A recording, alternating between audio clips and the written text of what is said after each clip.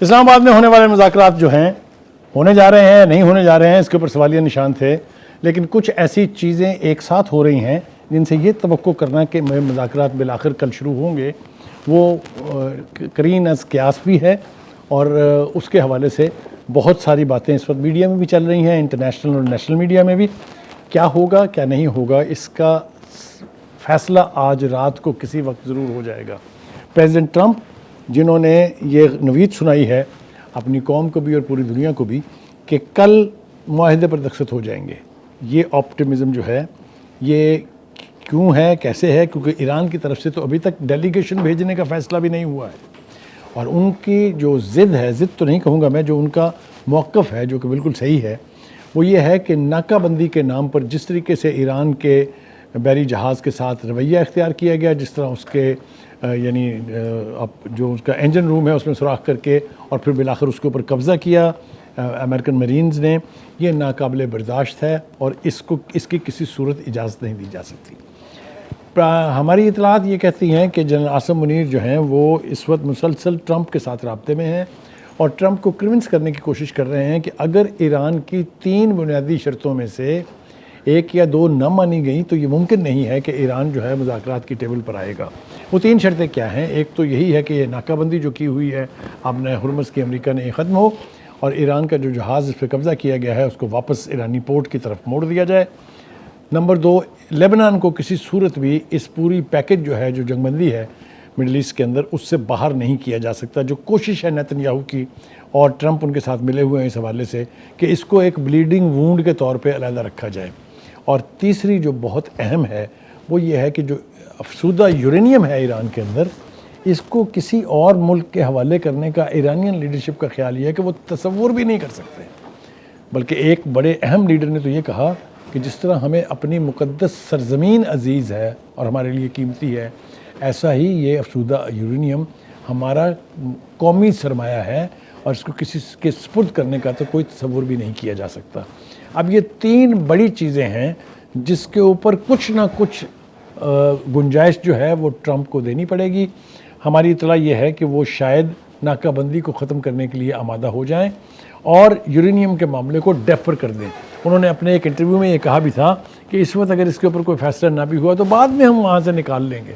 بھائی کیوں نکال لیں گے آپ؟ کیا اختیار ہے آپ کے پاس اس کو نکالنے کا؟ آپ نے جو بم بنا کے بیٹھا ہوا ہے اسرائیل، اس کے بم نکال لیے وہاں سے، اس کے نیوکلیر پروگرام کو بند کر دیا آپ نے، اور دیگر ممالک جو پیسفل پرپسز کے لیے نیوکلیر ٹیکنالوجی کو پرسو کر رہے ہیں ان کو آپ کیسے روک سکتے ہیں؟ یونائٹڈ نیشن کا چارٹر کہتا ہے یہ کہ 3.6% تک افسودگی جو ہے وہ دنیا کے ہر ملک کا یعنی اختیار ہے۔ تو کہنے کا مطلب یہ ہے کہ آپ ایران نے جو پیشکش کی ہے اس کو سنجیدگی سے لیں، وہ اپنی افسودگی کے لیول کو 60% سے 3.6% پر لانے کے لیے تیار ہیں، جو عین یونائٹڈ نیشن کے اور IAEA کے چارٹر کے مطابق ہے۔ اگر آپ یہ کہیں کہ وہ آپ کو اپنی 30-35 سال کی محنت جو ہے ایک ٹوکری میں رکھ کے پیش کر دیں، ایسا ہونے نہیں جا رہا ہے۔ آپ کو تو ایسی احمقانہ توقع رکھنی ہی نہیں چاہیے۔ دوسری بات یہ ہے کہ میزائل پروگرام، اس کے حوالے سے پچھلے جو 2 راؤنڈ ہوئے تھے، ایک اپنے بلکہ 3 راؤنڈ ہوئے تھے، ایک قطر میں، ایک پھر عمان میں اور پھر جنیوا میں، ان میں انہوں نے کہا تھا کہ میزائل پروگرام کے حوالے سے تو ہم آپ سے بات کرنے کے لیے آمادہ ہی نہیں ہیں، لہٰذا یہ سینسٹیو 3 سبجیکٹ جس کا میں نے ذکر کیا، اس کے اوپر گیو ان کرنا پڑے گا ٹرمپ کو، اگر واقعتاً ان کی خواہش ہے کہ جنگ بندی جو ہے اس کی ضرورت نہ پڑے، نہ اس میں توسیع کرنے کی ضرورت پڑے، اور کوئی ایک ایسا معاہدہ ہو جائے جس سے مشرق وسطیٰ میں امن کی راہ ہموار ہو سکے۔ دوسری طرف ہم دیکھتے ہیں کہ پاکستان جو ہے اس کا سب سے بڑا سٹیک یہ ہے کہ اس نے جو سٹیج سیٹ کیا ہے، جتنی ہیکٹک کوششیں کی ہیں، جتنا تمام سٹیک ہولڈر کو ایک پیج پہ رکھا ہے، جس طرح انہوں نے چائنا کو، رشیا کو اور انٹرنیشنل جتنی بھی امپورٹنٹ کیپٹلز ہیں ان کو نہ صرف اویئر رکھا ہے، ان کے ساتھ رابطے میں بھی رہے ہیں، اور خاص طور سے خلیجی ممالک کی جو ریاستیں ہیں جو مین سٹیک ہولڈر ہیں ان کے لیڈرشپ کو بھی کنسسٹنٹلی رابطے میں رکھا ہے۔ ہمارے پرائم منسٹر نے 3 ملکوں کا دورہ کیا، سعودی عرب گئے، قطر گئے، اس کے بعد وہ ترکیہ گئے، اور سب سے اہم بات یہ ہے کہ ہمارے جو فیلڈ مارشل ہیں وہ 3 دن تک ایران میں رہے، انہوں نے وہاں نہ صرف سویلین لیڈرشپ سے ملاقاتیں کی بلکہ جو ان کے ملٹری ونگز ہیں مختلف، چاہے وہ پاسداران ہیں، چاہے وہ بسیج ہیں، تو ان سے، اور جس طرح ریگولر آرمی ہے، ان سب سے رابطے کیے اور ان کو کنونس کیا کہ مذاکرات کے علاوہ کوئی راستہ نہیں ہے۔ ایران مذاکرات کے خلاف نہیں ہے، لیکن ایران بنیادی جو نکات ہیں ان پر ان کے موقف کو تسلیم نہ کیا گیا تو وہ مذاکرات کی ٹیبل پر نہیں آئیں گے۔ کیا ہونے والا ہے؟ ایسے لگتا ہے کہ آج رات بہت اہم ہے، کیونکہ جو جے ڈی وینس ہیں جو امریکہ کے وائس پریزیڈنٹ ہیں، بقول پریزیڈنٹ ٹرمپ کے، وہ چند گھنٹوں میں اسلام آباد پہنچنے والے ہیں۔ یہ سفر بلا وجہ اختیار نہیں کیے جاتے۔ یہ جو ٹرمپ کا آپٹمزم ہے یا جو وہ پر امید دکھائی دیتے ہیں، اس کے پس منظر میں بھی کچھ نہ کچھ ایکٹیویٹیز ایسی ہیں جس کے نتیجے میں یہ مذاکرات کی ٹیبل سجے گی اور اس کا کوئی نہ کوئی منطقی نتیجہ بھی نکلے گا۔ دیکھیے، یہ بات اب میرے خیال سے ٹرمپ کو سمجھ آ گئی ہے، نیتن یاہو کو تو بہت دیر پہلے سمجھ آ گئی تھی کہ آپ جنگ سے ایران اور ایرانین قوم کو ڈرا نہیں سکتے۔ یہ نہ پہلے کبھی ہوا ہے نہ اب ہونے جا رہا ہے۔ یہ گٹس جو ہیں وہ ٹیسٹ کر لیے گئے ہیں، لہٰذا ہر دوسرا لیڈر جو اس جنگ کے حوالے سے گفتگو کرتا ہے ایران کا، وہ یہ کہتا ہے کہ ہمیں جنگ سے ڈرانے کی ضرورت نہیں ہے۔ We are war hardened people. ہم نے دیکھ لیا ہے 1 مہینے سے زیادہ اس جنگ کو بھی، ہم نے پچھلے سال بھی 12 روزہ جنگ کو دیکھ لیا تھا۔ پہلی دفعہ اسرائیل کو یہ پتہ لگا کہ جنگ کا مطلب کیا ہوتا ہے۔ تو کہنے کا مطلب یہ ہے کہ آل انڈیکیٹرز آر کہ انتہائی سینسٹیو ہے اس وقت صورتحال، لیکن اس کے باوجود اسلام آباد میں ایکارڈ ہونے کے بارے میں آپٹمزم بھی اتنا ہی ہے۔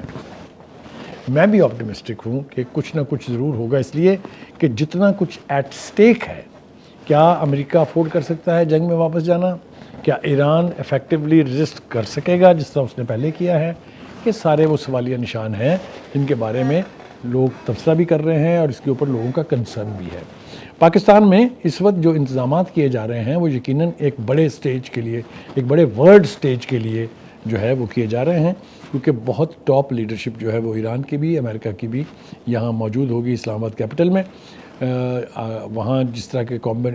کامبنگ آپریشنز ہو رہے ہیں، جس طرح کے نئے روٹس بنائے جا رہے ہیں لوگوں کو تاکہ زیادہ دقت نہ ہو، کیونکہ اس پورے ایریاز کو جو پہلے ریڈ زون تھا اب وہ ایکسٹینڈڈ ریڈ زون ہے، تھوڑا سا علاقہ اور بڑھا دیا گیا ہے، وہاں پر فول پروف سیکورٹی ارینجمنٹ کرنا جو ہے وہ ہماری بنیادی ذمہ داری ہے۔ لہٰذا یہ کام بھی ہم نے ایف سی کو، فوج کو، پولیس کو سونپا ہوا ہے۔ انٹیریئر منسٹر کی اس حوالے سے ملاقاتیں بھی ہوئی ہیں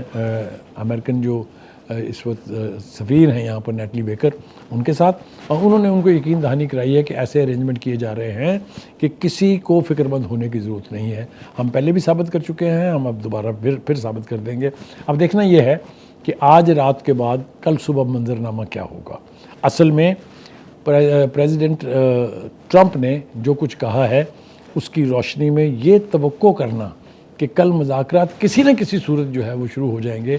میں اس آپٹمزم کے ساتھ ہوں۔ اور اب دیکھنا یہ ہے کہ کل جب یہ ملاقات ہوگی، اس سے پہلے جو ان وفود کے جو آفیشلز آئے ہوئے ہیں انہوں نے کس حد تک گراؤنڈ ورک کر لیا ہے، کتنا کچھ طے ہو گیا ہے۔ جو 3 مین سینسٹیو پوائنٹ میں نے کہا ہے آپ سے، اس کا بریف لے کے تو وینس آئیں گے، اور وینس جیسا کہ انہوں نے پچھلی دفعہ بھی کہا تھا کہ وہ کئی مرتبہ رابطے میں رہے پریزیڈنٹ ٹرمپ سے، تو منٹ ٹو منٹ ان کا رابطہ رہے گا پریزیڈنٹ ٹرمپ سے، کوئی نہ کوئی نتیجہ ان مذاکرات کا نکلتا مجھے دکھائی دے رہا ہے، اور یہی ایک صورت ہے کہ مشرق وسطیٰ میں پھر سے امن قائم ہو سکے۔